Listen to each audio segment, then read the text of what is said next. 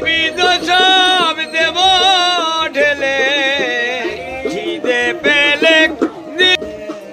লাল মাটির দেশ, লোকগানের দেশ আর মাতৃশক্তির দেশ এই বীরভূম, যেখানে রয়েছে মহাপীঠ তারাপীঠ, আর সেখানেই বাস করেন আনন্দময়ী তারা মা।